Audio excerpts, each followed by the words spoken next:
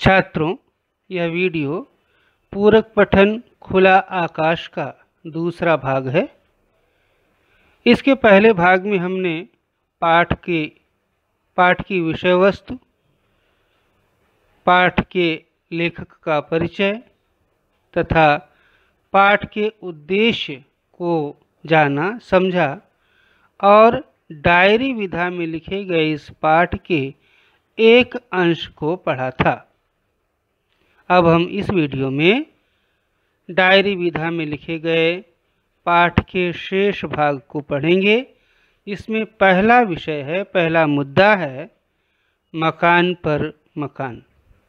छात्रों, यह मुद्दा जो है, यह विषय जो है, महानगरों में रहने वालों के लिए विशेष महत्व रखता है। औद्योगिक क्रांति के पश्चात नगरीकरण की प्रक्रिया में लोगों का गांव से शहर की तरफ बड़ी तेजी से पलायन हुआ और तीव्र गति से पलायन हुआ। लोग गांव छोड़ करके रोजगार की तलाश में शहरों की तरफ भागे और शहरों में उन्हें रोजगार के अवसर भी प्राप्त हुए। यहाँ रोजी रोटी तो उन्हें मिलने लगी, लेकिन एक दूसरी जो यहाँ की सबसे विकट समस्या है वह है निवास स्थान की, अर्थात लोगों को खाने के लिए, पेट भरने के लिए तो मिल जाता है, पर सिर छिपाने के लिए यहाँ पर जगह मिलना बहुत ही कठिन है। तो इस समस्या के समाधान के लिए शहरों में बहुमंजिली इमारतें बनाई गईं, जिसका परिणाम यह हुआ कि आज हमारे शहर कंक्रीट के जंगल के रूप में बदल गए हैं। कंक्रीट के जंगल से तात्पर्य कि चारों तरफ केवल इमारतें ही इमारतें हैं, न तो कहीं हरियाली है, न कहीं पेड़ पौधे हैं, और कहीं कहीं तो इमारतों का जाल ऐसा फैला हुआ है कि न दिन में सूरज दिखता है, न रात में चांद सितारे। इसी समस्या को यहाँ पर लेखक ने मकान पर मकान मुद्दे के द्वारा समझाने का प्रयास किया है। जिस गली में आजकल रहता हूँ वहाँ एक आसमान भी है। कहते हैं कि आसमान भी है, पर शायद वह आसमान कभी किसी को दिखता नहीं है। क्यों? कि चारों तरफ क्या हैं? बहुमंजिली इमारतें हैं। अगर आप अपने दरवाजे से, खिड़की से बाहर झांकें तो केवल मकान ही दिखाई देते हैं। आसमान की तरफ देखना संभव नहीं हो पाता। उस गली में पेड़ नहीं है, वृक्ष नहीं है, न पेड़ लगाने की गुंजाइश ही है। क्यों? खाली जगहें छोड़ी ही नहीं गई हैं। बहुत ही पास पास, नज़दीक इमारतें बनाई गई हैं। मकान ही मकान हैं, इतने मकान कि लगता है मकान पर मकान लदे हैं। लंद फंद मकानों की, लंद फंद अर्थात बहुत ही घने मकानों की एक बहुत बड़ी भीड़ जो एक संकरी गली में फंस गई। बताया कि मकानों के बीच में, दो इमारतों के बीच में पर्याप्त जगहें नहीं होती हैं। जगह कितनी छोड़ी जाती है? रास्ता नहीं है, संकरी गली है, बहुत कम जगहें छोड़ी जाती हैं। परिणाम क्या होता है कि यदि कोई आकस्मिक घटना घट जाए तो लोगों को बाहर निकलना भी कठिन होता है। जो एक संकरी गली में फंस गई और बाहर निकलने का कोई रास्ता नहीं है। जिस मकान में रहता हूँ उसके बाहर झांकने से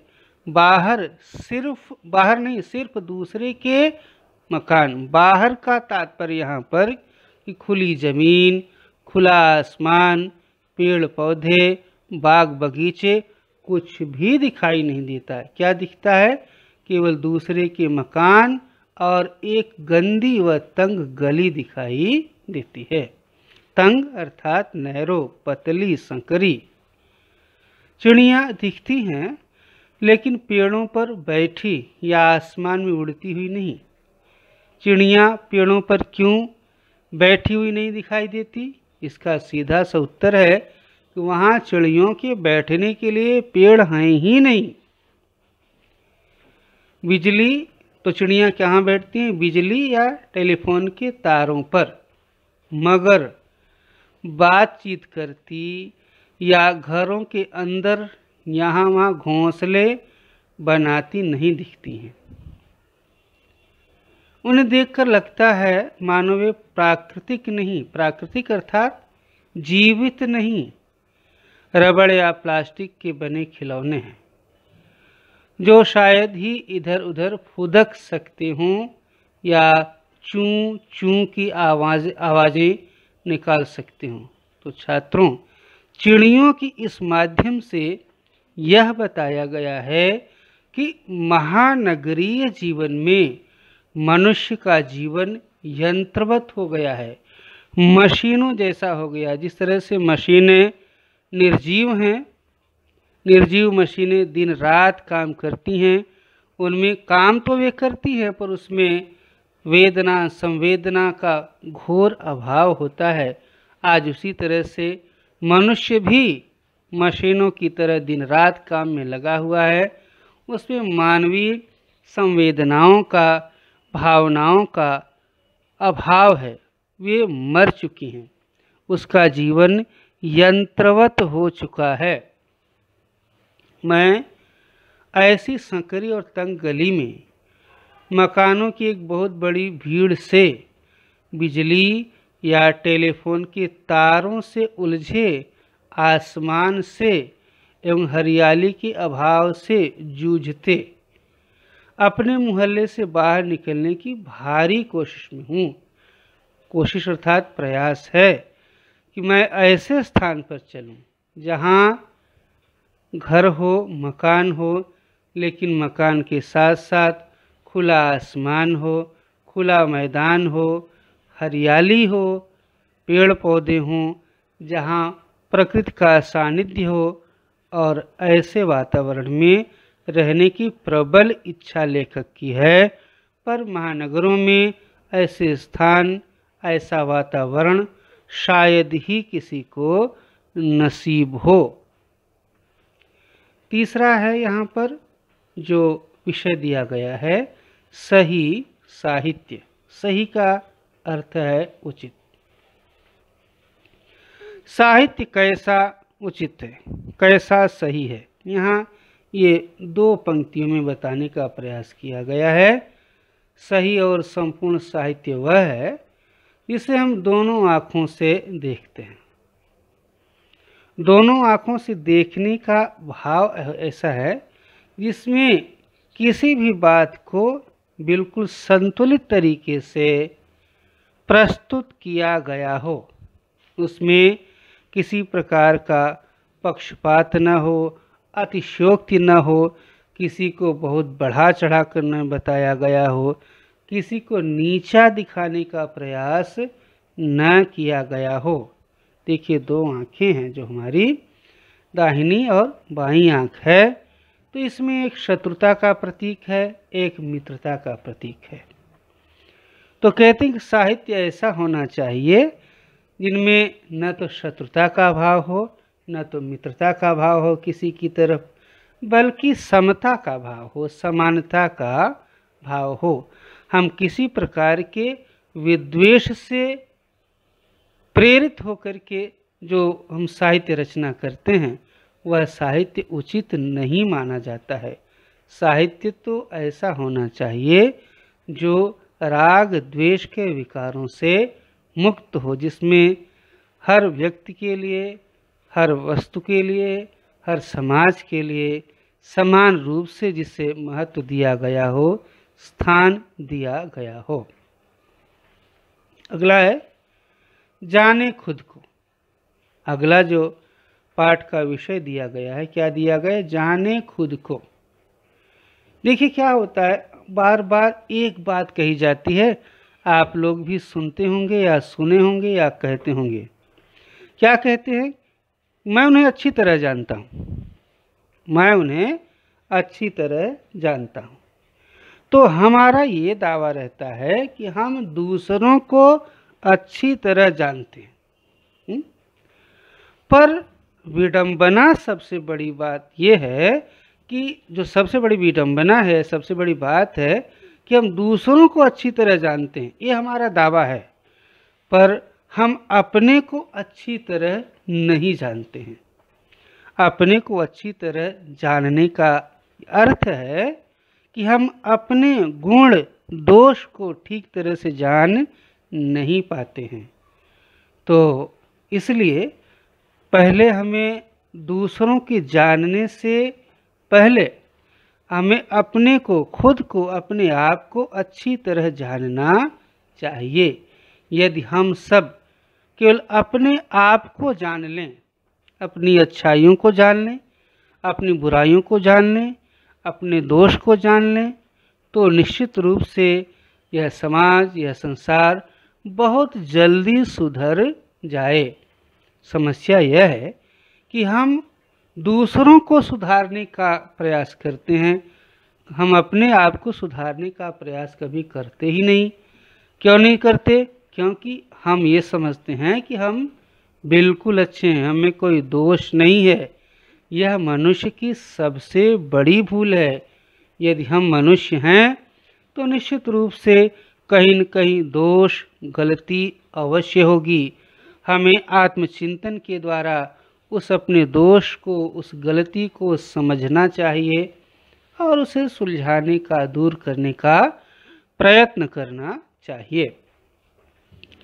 बिल्कुल चुपचाप बैठकर सिर्फ अपने बारे में सोचें।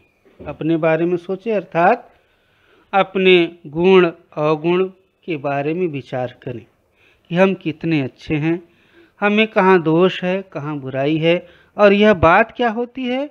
निर्विकार रूप से इस पर हमें चिंतन मनन करना चाहिए।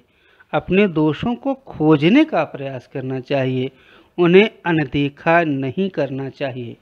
जब तक हम ऐसा नहीं करेंगे तब तक हम अपने आप को सुधार नहीं सकते हैं। कोशिश करें कि दूसरे या सब कहीं भी उस आत्मचिंतन के बीच में ना आए, अर्थात हमारा मन दूसरों की तरफ न जाए, दूसरों से हम अपनी तुलना न करें, दूसरों से हम विवेचना न करें, दूसरों के गुण दोष का विश्लेषण न करें कि अगर वो करता है तो हम ना करें, क्यों ना करें। इन बातों से बिल्कुल मुक्त होकर के, दूर होकर के, तटस्थ भाव से हमें अपने बारे में सोचना चाहिए। इसमें दो फायदे होंगे। एक तो हम अपने को जान सकेंगे कि हम स्वयं क्या हैं, मतलब कि हमारी सामर्थ्य कितनी है, पहुंच कितनी है, हमारी योग्यता क्या है, काबिलियत क्या है, हम कितना कर सकते हैं, क्या कर सकते हैं। इन सब बातों का हमें अच्छी तरह पता लग जाएगा। जो दूसरों के बारे में सब कुछ जानने का दंभ रखते हैं, बताया कि मैंने पहले ही बताया कि हमारा ये दंभ है, हम बड़े दावे से कहते हैं कि हम उन्हें अच्छी तरह जानते हैं, लेकिन सबसे बड़ी हमारी कमजोरी यह है कि हम अपने बारे में ही नहीं जान पाते कि हम क्या हैं। तो हम कैसे कह सकते हैं कि हम दूसरे को जानते हैं?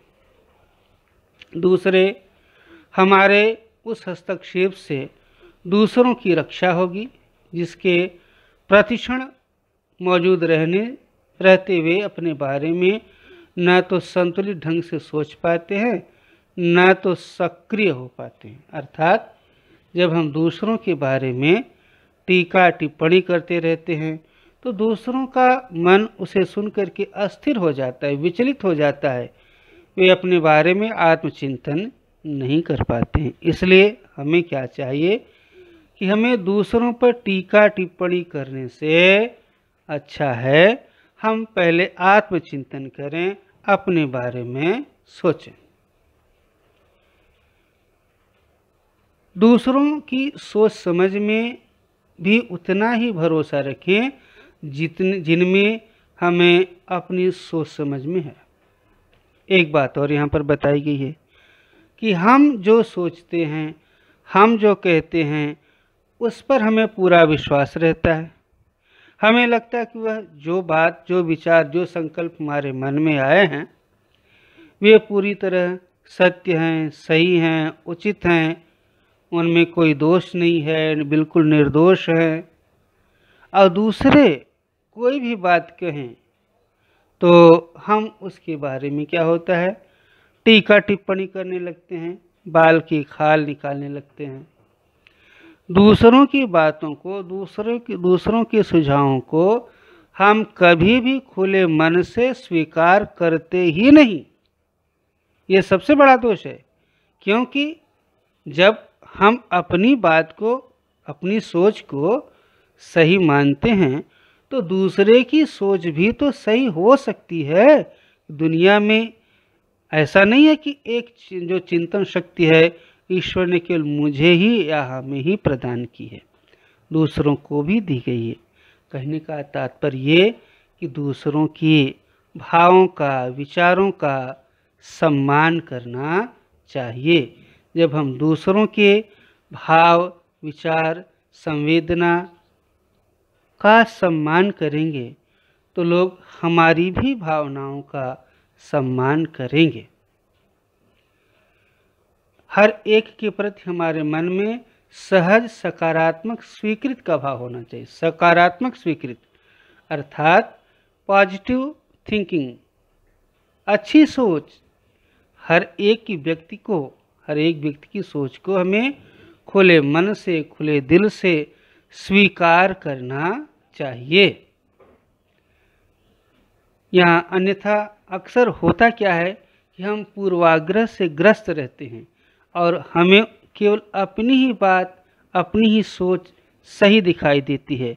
दूसरों की हर सोच में, हर सलाह में, हर विचार में हमें कहीं न कहीं दोष ही दिखाई देता है। यह हमारा सबसे बड़ा दोष है, सबसे बड़ी यह हमारी कमजोरी है। दूसरा अन्य नहीं, अंतमय है, हमारे ही प्रतिरूप, हमसे अलग या भिन्न नहीं है।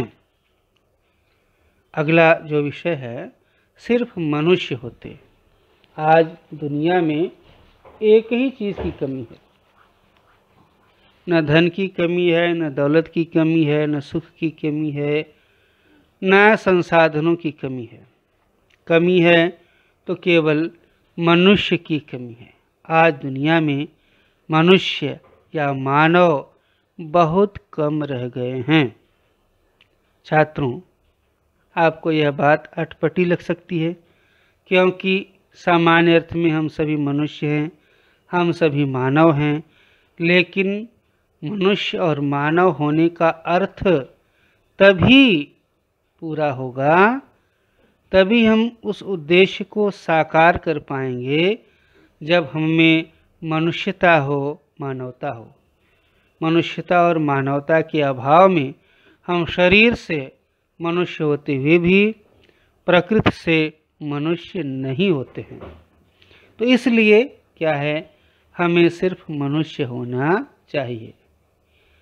कुछ लोग सोचते होंगे कि आखिर यह क्यों होता है, कैसे होता है कि आदमियों में कुछ आदमी बाघ, भेड़िए, लकड़बग्घे, सांप, तेंदुए, बिच्छू, गोजर वगैरह की तरह होते हैं, अर्थात वे भेड़िए नहीं हैं, उनकी तरह है। बाघ नहीं है, बाघ की तरह है। बाघ की तरह होने का अर्थ है, भेड़िए की तरह होने का अर्थ है, उनमें बाघों की, भेड़ियों की, सांपों की प्रवृत्ति पाई जाती है,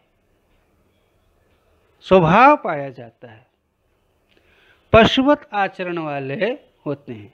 इसलिए यहाँ कहा गया है कि वे बाघ, भेड़िए, लकड़बग्घे, सांप, तेंदुए, बिच्छू, गोजर वगैरह होते हैं, की तरह होते हैं। अर्थात इनका जो चरित्र है, ऐसा चरित्र मनुष्यों में दिखाई देता है, ऐसी प्रवृत्तियां उनमें दिखाई देती हैं।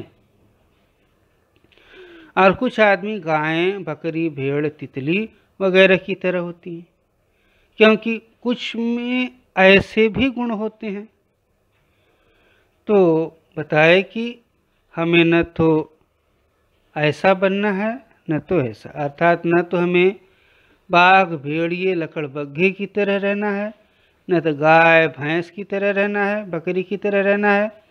ईश्वर ने हमें मनुष्य बनाया है, मानव बनाया, इंसान बनाया है, तो हमें सिर्फ मनुष्य की तरह रहना है। और मनुष्य की तरह रहने के लिए सबसे बड़ी शर्त यही है कि हम अपने आप में मनुष्यता लाएं, इंसानियत लाएं, मानवता लाएं। ऐसा क्यों नहीं होता कि जिस तरह सारे बाघ केवल बाघ होते हैं और कुछ नहीं होते, या जैसे सारी गायें केवल गायें होती हैं और कुछ नहीं होती, उसी तरह सारे मनुष्य केवल मनुष्य होते और कुछ नहीं। तो ऐसा होने के लिए केवल एक ही शर्त है कि हम अन्य भावों को, अन्य विकारों को मन से निकाल दें, मन से त्याग दें, और हम सब मानवीय गुणों को साकार करें, आत्मसात करें। निश्चित रूप से हम सब मनुष्य बन जाएंगे। अगला है लुका छिपाकर जीना। यहाँ पर छात्रों, इस प्रसंग में यह बताया गया है कि अक्सर आज हर व्यक्ति का दो मुहा चरित्र है, दो रूप है। समाज के सामने उसका अलग रूप होता है, पीछे उसका अलग रूप होता है, सामाजिक जीवन में कुछ अलग होता है, व्यक्तिगत जीवन में कुछ अलग होता है। आज मनुष्य अपने स्वाभाविक रूप में नहीं रह गया है, बल्कि उसके जीवन में कृत्रिमता और प्रदर्शन का भाव आ गया है। दिखावेपन की भावना ज़्यादा आ गई है। वह लोगों में अपने आप को अधिक समृद्ध बताना चाहता है, सामर्थ्यवान बताना चाहता है, संपन्न बताना चाहता है। पर ये चीज़ें बनावटी ज़्यादा दिन तक चलती नहीं हैं। यथार्थ सच्चाई एक न एक दिन सामने आती ही है। इसलिए हम कब तक बनावटी तरह से अपनी कमियों को छिपाते फिरेंगे? एक न एक दिन ऐसा आएगा कि वे कमियां सबके सामने आ जाएंगी। तब क्या होगा? दूसरी बात ये कि जब हम एक गलती करते हैं तो हमेशा क्या होता है, या झूठ बोलते हैं तो कहावत है कि चोर की दाढ़ी में तिनका। गलत व्यक्ति, झूठा व्यक्ति हमेशा सशंकित रहता है, चिंतित रहता है। वह कभी सामान्य, सहज, सरल जीवन जी नहीं सकता है। इसलिए छात्रों, हमें कभी भी अपने आप को बनावटी रूप में लोगों के सामने, समाज के सामने प्रस्तुत नहीं करना चाहिए। हम जो हैं, हमें अपने आप को उसी रूप में ही प्रस्तुत करना चाहिए। मुझे जीवन को सहज और खुले ढंग से जीना पसंद है। चीज़ों को लुका छिपाकर, बातों और व्यवहार को रचा बसाकर मतलब बनावटी रूप में, दिखावटी रूप में, जो हम हैं वैसे नहीं, कुछ अलग रूप में लोगों के सामने प्रस्तुत करना, उसे क्या कहते हैं? रचा बसाकर जीना सख्त नापसंद है। क्यों? कि बनावटीपन ज़्यादा दिन तक चलता नहीं है। एक न एक दिन असलियत या वास्तविकता आ ही जाती है लोगों के सामने। वह चारित्रिक बेईमानी है जिसे हम व्यवहार कुशलता का नाम देते हैं। व्यवहार कुशलता अर्थात लोगों के सामने अपने आप को बड़े अच्छे रूप में प्रस्तुत करना। यह इतना संभव नहीं होता कि जितने अच्छे रूप में आप प्रस्तुत करते हैं वास्तव में उतने अच्छे आप हैं। अर्थात आप अपने आप को झूठा बनाकर लोगों के सामने प्रस्तुत कर रहे हैं। पर एक बात ये भी है कि झूठ के पांव नहीं होते। एक न एक दिन वह झूठ सबके सामने आ ही जाती है। हमारा वास्तविक चरित्र लोगों के सामने आ जाता है। फिर क्या होता है? हमें निश्चित रूप से उस अवस्था में बहुत ही लज्जित होना पड़ता है, शर्मिंदगी होती है हमें। तो कभी ऐसा काम ही न करें कि हम अपने काम की वजह से लज्जित होना पड़े, शर्मिंदा होना पड़े। हम जो है जैसे हैं उसी रूप में अपने आप को समाज के सामने प्रस्तुत करना चाहिए। हाँ, इसके पीछे आत्मविश्वास की कमी झलकती है। अगर कहते हैं कि अगर आप अपने आप को बनावटी रूप में लोगों के सामने प्रस्तुत कर रहे हैं तो आप में आत्मविश्वास की कमी है। कई लोग हमारी असलियत को जान न जाएं, तो बाद में असलियत जानने से अच्छा है अभी से लोग जाने रहें। अगर हमारा असली रूप, हमारी असलियत लोग जाने रहेंगे तो कभी हमें किसी के सामने मुंह छिपाने की आवश्यकता नहीं पड़ेगी। हम निर्द्वंद रहेंगे, निशंक रहेंगे। इस बात का कभी डर नहीं रहेगा कि हमारी वास्तविकता या हमारा वास्तविक रूप लोगों के सामने आ जाएगा। आखिर वह असलियत इतनी गंदी और धूर्त क्यों है कि उसे छुपाना जरूरी लगे? तो अगर आप जिसे छिपाना चाहते हैं, निश्चित रूप से आपको यह महसूस होता है कि वह दोष आप में है, वह कमी आप में है, तो वह दोष और कमी हमें अपने चरित्र से निकालना चाहिए, मिटाना चाहिए, दूर करना चाहिए, ताकि हमें अपने आप को झूठे रूप में कभी किसी के सामने प्रस्तुत करने के लिए मजबूर न होना पड़े। अगला है जीने का अर्थ। देखिए, मनुष्य का जीवन तभी तक सार्थक है या उसी मनुष्य का जीवन सार्थक है जो अपने जीवन में अच्छे काम करता है, जिसमें परोपकार का भाव है, परमार्थ का भाव है, देश दुनिया के लिए कुछ रचनात्मक कार्य करता है। तो ऐसे ही व्यक्ति का जीवन सार्थक माना जाता है। बुढ़ापे का केवल यही अर्थ नहीं कि जीवन के कुछ कम वर्ष बचे हैं, अर्थात अब हम ज़्यादा दिन जीवित नहीं रहेंगे। यह तथ्य तो जीवन के किसी भी खंड पर लागू हो सकता है, अर्थात जो मृत्यु की बात है तो मृत्यु तो कभी भी आ सकती है।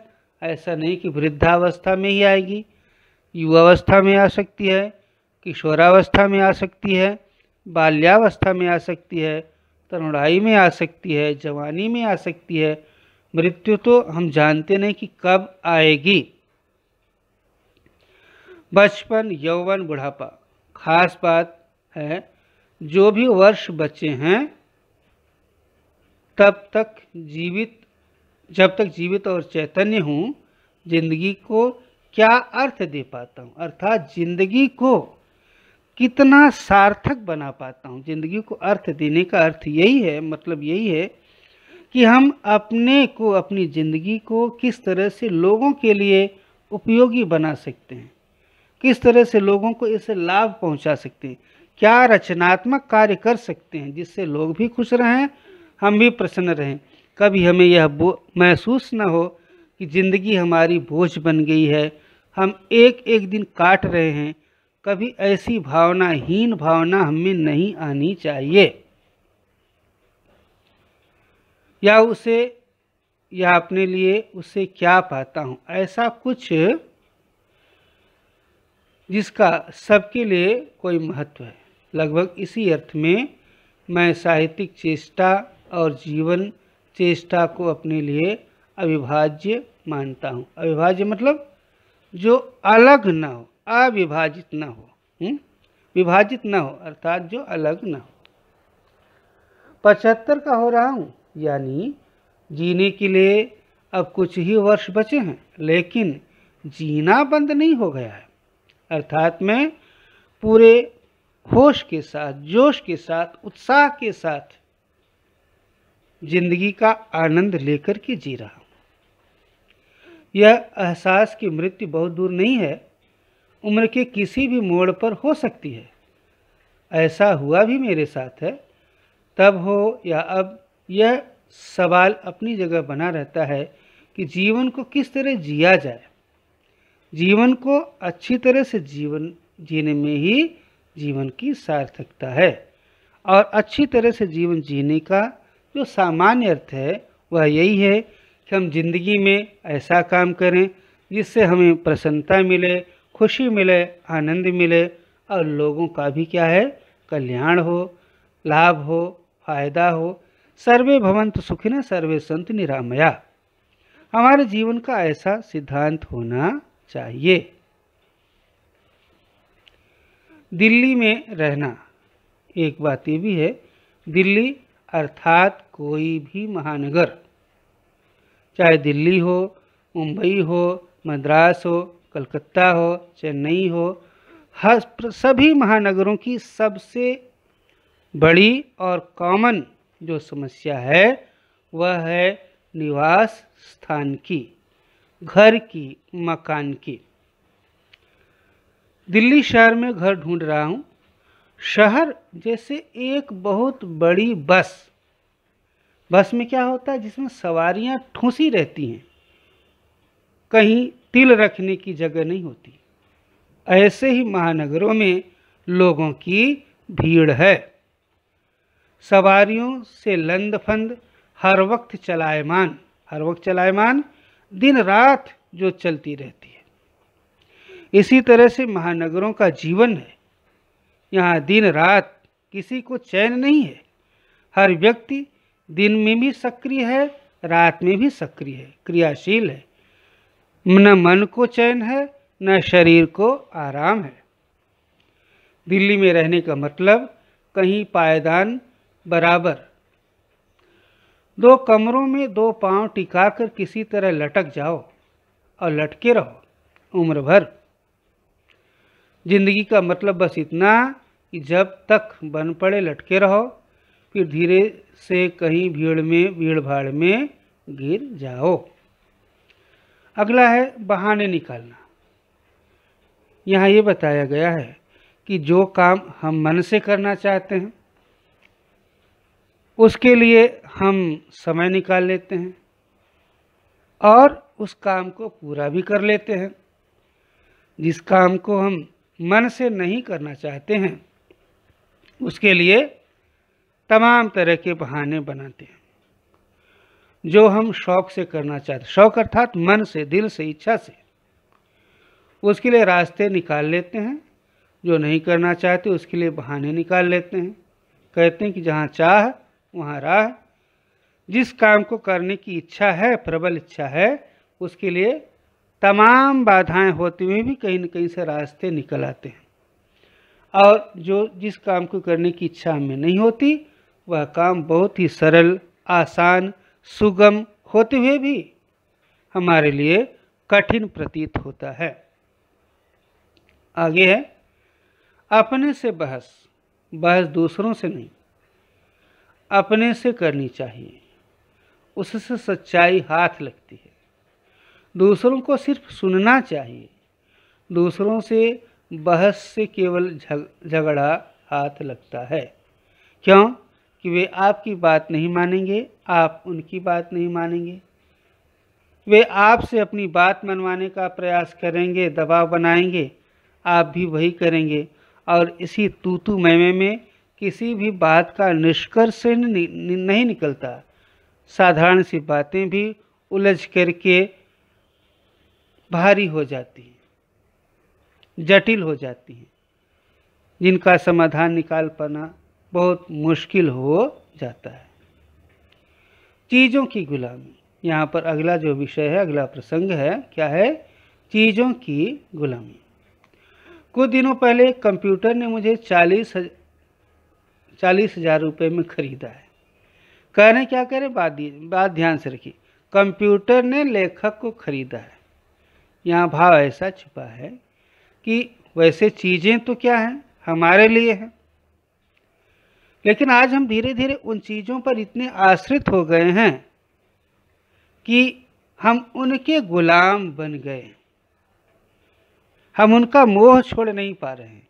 हमें ऐसा लगता है कि उनके बिना हमारा जीवन संभव नहीं हो पाएगा।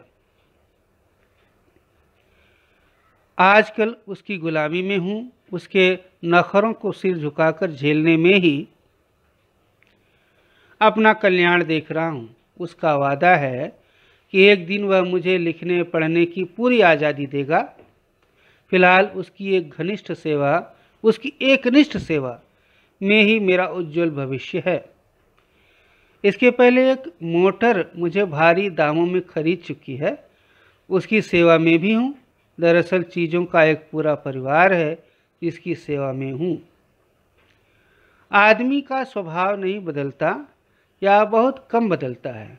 गुलामी करवाना उसके स्वभाव में है, सिर्फ तरीके बदले हैं, गुलामी की प्रवृत्ति नहीं। हजारों साल पहले एक आदमी मालिक होता था और उसके दर्जनों गुलाम होते थे।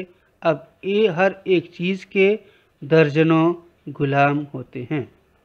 तो छात्रों, इस तरह से यह पूरक पठन खुला आकाश यहीं पर समाप्त होता है। आशा है आपने इस पाठ के कथा वस्तु के अनुसार इसके उद्देश्य को अच्छी तरह समझा होगा। लेखक की भावनाओं को, लेखक के विचारों को आपने समझा होगा। धन्यवाद।